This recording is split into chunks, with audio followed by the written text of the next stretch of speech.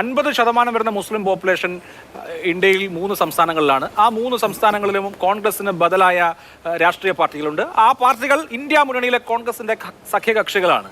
ഞാൻ ഇത് പറയാനുള്ള കോണ്ടെക്സ്റ്റ് മതന്യൂനപക്ഷങ്ങൾ രാഷ്ട്രീയ ബദലിലേക്ക് ചേക്കേറുമെന്ന ഇന്നലത്തെ സമസ്തയുടെ നിലപാടാണ്. അതിന് പുറത്തുള്ള ഇടങ്ങളിൽ ഏത് രാഷ്ട്രീയ ബദലിലേക്കാണ് മതന്യൂനപക്ഷങ്ങൾ ചേക്കേറേണ്ടത്? കോൺഗ്രസ് അല്ലാതെ വേറെ ഏത് പാർട്ടിയിലേക്കാണ് പോകേണ്ടത്? കോൺഗ്രസിനെ പോലെ ഈ കാര്യത്തിൽ മതനിരപേക്ഷതയുടെ കാര്യത്തിൽ ക്രെഡിബിലിറ്റി വേറെ ഏത് പാർട്ടിക്കാണുള്ളത്? രാഹുൽ ഗാന്ധിയുടെ ഏറ്റവും കുറഞ്ഞത് കഴിഞ്ഞ 10 വർഷത്തെ പ്രകടനമെങ്കിലും ബോധ്യമുണ്ടാകുമല്ലോ. അദ്ദേഹം സെക്യുലർ അല്ലാത്ത എന്തെങ്കിലും കാര്യം പറയുകയോ പ്രവർത്തിക്കുകയോ ചെയ്യാറുണ്ടോ? അപ്പോൾ രാഹുൽ ഗാന്ധിയെ പോലെയുള്ള സെക്യുലർ ക്രെഡൻഷ്യൽ ഉള്ള ഒരാൾ, അദ്ദേഹത്തിന്റെ പാർട്ടി, ആ പാർട്ടിയെ ഉപേക്ഷിച്ച് അവരുടെ ആരെങ്കിലും ഈ പറഞ്ഞ ചടങ്ങിലേക്ക് പോയി എന്ന് പറഞ്ഞ് ഉപേക്ഷിച്ചിട്ട് വേറെ ഏത് രാഷ്ട്രീയ ബദലിലേക്കാണ് ന്യൂനപക്ഷങ്ങൾ ചേക്കേറാൻ പോകുന്നത്?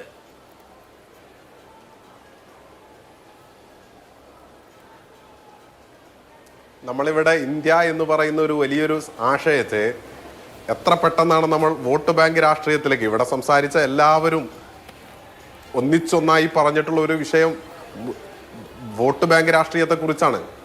നോർത്ത് ഇന്ത്യയിൽ ഇന്നവർ ഭൂരിപക്ഷമുണ്ട്, അതുകൊണ്ട് ഇന്ന പാർട്ടിക്ക് ഇന്ന അതിനനുസരിച്ച് നിൽക്കണം. ഇവിടെ ഇന്ന കക്ഷികൾക്ക് വോട്ട് ബാങ്ക് ഉണ്ട്, അതുകൊണ്ട് മുസ്ലിങ്ങൾക്ക് അനുസരിച്ച് നിൽക്കണം. അഥവാ ഇന്ത്യ എന്ന് പറയുന്ന ഒരു സംവിധാനത്തെ നമ്മൾ ഭൂരിപക്ഷത്തിന്റെ അല്ലെങ്കിൽ വോട്ട് ബാങ്കിന്റെ അടിസ്ഥാനത്തിലേക്ക് വിഭജിക്കുകയാണ്.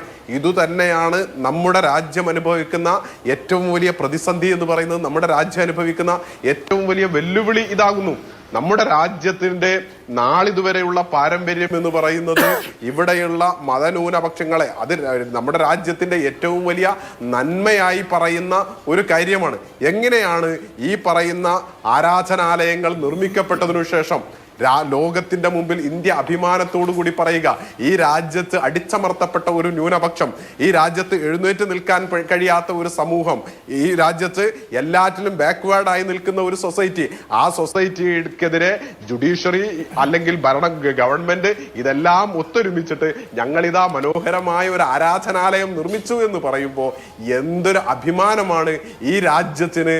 ആ ലോക സമൂഹത്തിന്റെ, ഇന്ന് ലോകത്തിന്റെ മുമ്പിൽ നേതൃ പദവിയിലേക്ക് ഇന്ത്യ വന്നുകൊണ്ടിരിക്കുന്നു എന്നാണ് ഇന്ത്യ ഭരിക്കുന്നവർ അവകാശപ്പെട്ടുകൊണ്ടിരിക്കുന്നത്. ഇത്തരം കോപ്രായത്തങ്ങൾ കാണിച്ചുകൊണ്ട് എന്ത് അഭിമാനമാണ് നമുക്ക് ലോകത്തിന്റെ മുമ്പിൽ കാണിക്കാനുള്ളത്? ഏതൊരു രാജ്യവും അത് സുരക്ഷിതമാകുന്നത്, സുഭിക്ഷമാകുന്നത് അവിടെയുള്ള മതന്യൂനപക്ഷങ്ങൾ കൂടി വോട്ട് ബാങ്കുകൾക്ക് അതീതമായി. അത് ശരിയാണ്. താങ്കൾ പറയുന്ന ആ വാദം ശരിയാണ്. പക്ഷെ നോക്കൂ, നമ്മുടെ ഇന്ത്യ എന്ന് പറയുന്ന രാജ്യം, ആ ആശയം നിലനിൽക്കുക എന്ന് പറയുന്നത് വളരെ പ്രധാനപ്പെട്ട കാര്യമാണല്ലോ. അതിന് ഇലക്ടറൽ പൊളിറ്റിക്സിൽ വലിയ വലിയ വിഷയങ്ങളുണ്ട്. കാരണം എന്ന് വെച്ച് കഴിഞ്ഞാൽ വളരെ ഏകപക്ഷീയമായ ഒരു ഭരണക്രമം, പ്രതിപക്ഷം അങ്ങേയറ്റം ദുർബലമായ ഒരു ഭരണക്രമം വന്നു കഴിഞ്ഞാൽ താങ്കൾ ഈ പറയുന്ന ഇന്ത്യ എന്ന ആശയം നിലനിൽക്കുമോ ദുർബലമാകുമോ? ദുർബലമാവുകയാണ് ചെയ്യുക. ആ തരത്തിലുള്ള ഒരു ശക്തിയായി ഉയർന്നു വരാൻ പൊട്ടൻഷ്യലുള്ള പാർട്ടി ഏതാണ്? ആ പാർട്ടി കോൺഗ്രസ് പാർട്ടിയാണ്. അപ്പോൾ ഈ സമയത്ത് ഈ ക്ഷേത്രം പണിയണോ വേണ്ടയോ, അതല്ലെങ്കിൽ പണിതതിന് ശേഷം ആര് എന്ത് തുടങ്ങിയ കാര്യങ്ങൾക്ക് അപ്പുറത്ത് എല്ലാം കോൺഗ്രസിന്റെ മേലെ, കോൺഗ്രസ് ആണ് ഇതിന്റെ എല്ലാ കുഴപ്പവും പേറേണ്ടത് എന്ന് വരുന്നത് നമ്മുടെ പൊളിറ്റിക്കൽ ഡിസ്കോഴ്സിൽ ഗുണകരമാകുമോ എന്നുള്ളതാണ് എൻ്റെ ചോദ്യം.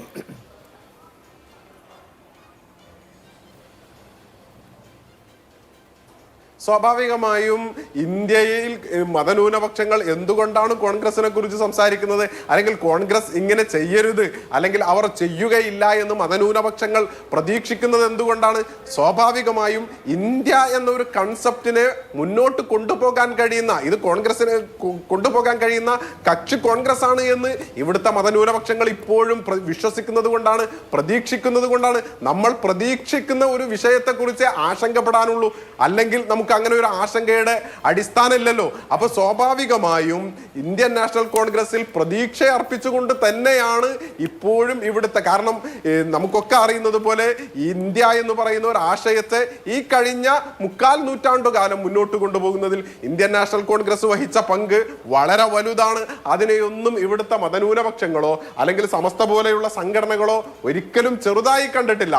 പക്ഷേ നെഹ്റുവിന്റെ കാലഘട്ടത്തിൽ നിന്ന്, ഒരു പ്രതിപക്ഷ കക്ഷി പോലും ഇല്ലാതിരുന്ന ഒരു നെഹ്റുവിയൻ കാലഘട്ടത്തിൽ നിന്ന് ഇന്ന് ഇന്ത്യൻ പാർലമെന്റിൽ ഒരു പ്രതിപക്ഷ നേതാവ് ഞങ്ങൾക്കുണ്ട് എന്ന് പറയാൻ കഴിയാത്ത വിധത്തിൽ ഇന്ത്യൻ നാഷണൽ കോൺഗ്രസ് അതപ്പതിച്ചു പോയത് ഇന്ത്യ എന്ന ആശയത്തിനപ്പുറത്ത് പല പ്രീണനങ്ങൾക്കും വഴിവെച്ച് കഴിഞ്ഞാൽ, ആ പ്രീണനങ്ങളുടെ ഒടുക്കത്തെ ഉദാഹരണമാണ് കമൽനാഥ്. തീവ്ര ഹിന്ദുത്വത്തെ മൃദുഹിന്ദുത്വം കൊണ്ട് നേരിട്ട് കഴിഞ്ഞാൽ എന്ത് സംഭവിക്കും എന്നതിന്റെ ഉദാഹരണമാണ് കമൽനാഥ് മധ്യപ്രദേശിൽ കണ്ടത്. പക്ഷേ അതിലൊരു പ്രശ്നം എന്താണെന്ന് വെച്ചാൽ നമ്മൾ ഈ പൊളിറ്റിക്കൽ നറേറ്റീവുകൾ ഉണ്ടാക്കപ്പെടുമ്പോൾ അത് 100% വസ്തുതാപരമാകണം എന്നില്ല. ശ്രീ അൻവർ സാദിഖ്, ജനങ്ങളെ വിശ്വസിപ്പിക്കുന്ന തരത്തിലുള്ള നറേറ്റീവുകൾ ഉണ്ടാക്കുക എന്നുള്ളതാണ് രാഷ്ട്രീയ പാർട്ടികൾ പ്രത്യേകിച്ച് തെരഞ്ഞെടുപ്പ് ഘട്ടത്തിൽ ചെയ്യുക. നോക്കൂ, 2014 തോൽവിക്ക് ശേഷം കോൺഗ്രസ് അന്വേഷണ കമ്മീഷനെ വെച്ചു. AK ആന്റണി ആയിരുന്നു അന്വേഷണ കമ്മീഷന്റെ അധ്യക്ഷൻ. എന്തായിരുന്നു ആന്റണി കമ്മീഷന്റെ കണ്ടെത്തൽ? കോൺഗ്രസ് ന്യൂനപക്ഷ പ്രീണന പാർട്ടിയായി, കോൺഗ്രസ് ഒരു മുസ്ലിം പാർട്ടിയായി അവതരിപ്പിക്കപ്പെട്ടു എന്നുള്ളതാണ് AK ആന്റണി കമ്മീഷൻ കോൺഗ്രസിന്റെ തോൽവിയായി കണ്ടെത്തിയത്. അപ്പോൾ കോൺഗ്രസിന് ആ പെർസെപ്ഷനിൽ നിന്ന് മാറി ഞങ്ങൾ എല്ലാവരുടെയും പാർട്ടിയാണ് എന്ന നില കൈവരിക്കേണ്ടേ? അതും ഒരു പ്രശ്നമാണല്ലോ. ഇപ്പോൾ തന്നെ കേരളത്തിൽ പോലും വി മുരളീധരൻ പറയുന്നു ഇവര് മറ്റു പല പരിപാടിക്കും പോകാൻ മടിക്കുന്നില്ല, എന്നാൽ ഈ ക്ഷേത്രത്തിന്റെ പരിപാടിക്ക് പോകാൻ മടിക്കുകയാണ്. അതുകൊണ്ട് കോൺഗ്രസിലെ ഹിന്ദുക്കളെല്ലാം കോൺഗ്രസ് വിടണം, എന്നിട്ട് ഈ കോൺഗ്രസ് പാർട്ടിയെ മുസ്ലിം ലീഗിൽ ലയിപ്പിക്കണം. കേരളത്തിൽ പോലും വി മുരളീധരനെ പോലെ നേതാവിന് അങ്ങനെ പറയാൻ പറ്റുമെങ്കിൽ ഉത്തരേന്ത്യയിൽ എന്തൊക്കെ പറയും, മറ്റിടങ്ങളിൽ എന്തൊക്കെ പറയും? കോൺഗ്രസ് ഇതെല്ലാം നേരിടണം.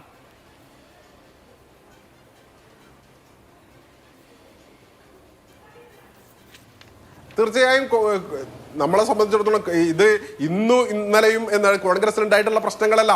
സ്വാതന്ത്ര്യ സമര കാലഘട്ടത്തിൽ പോലും കോൺഗ്രസിൽ ഇത്തരം തീവ്ര പക്ഷങ്ങൾ ഉണ്ടായിട്ടുണ്ട്. ബാലഗംഗാധര തിലകനെ പോലെയുള്ളവർ, ലാലാ ലജ്പത് റായിയെ പോലെയുള്ളവർ, ഇതൊക്കെ ഹിന്ദു മഹാസഭയ്ക്ക് ഇന്ത്യൻ നാഷണൽ കോൺഗ്രസിൽ അതിശക്തമായ സ്വാധീനമുണ്ടായിരുന്ന സന്ദർഭങ്ങൾ ഉണ്ടായിട്ടുണ്ട്. അതേപോലെ തന്നെ അന്ന് വിവാദത്തിലുണ്ടായിരുന്ന വന്ദേ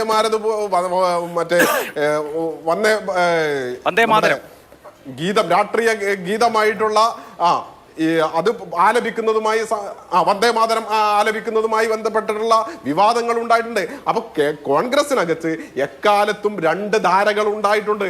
ആ ധാരകൾ ഉണ്ട് എന്നത് സമ്മതിച്ചുകൊണ്ട് തന്നെയാണ് പറയുന്നത് ഇവിടെ കോൺഗ്രസ് കൊണ്ടുവന്നിട്ടുള്ള ഒരു ഇന്ത്യയുണ്ട്, അങ്ങനെ ഒരു സങ്കല്പമുണ്ട്.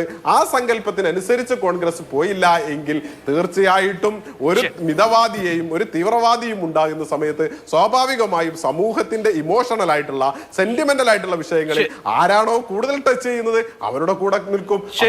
അങ്ങനെയൊക്കെ സംഭവിക്കാം, രാഷ്ട്രീയത്തിൽ അങ്ങനെയൊക്കെ സംഭവിക്കാം. പക്ഷെ അപ്പോൾ കോൺഗ്രസ് പോലൊരു പാർട്ടിക്ക് അതിനെ എങ്ങനെ മാനേജ് ചെയ്യാൻ കഴിയും എന്നുള്ളത് ഗൗരവപൂർണ്ണ വിഷയമാണ്. ഇവിടെ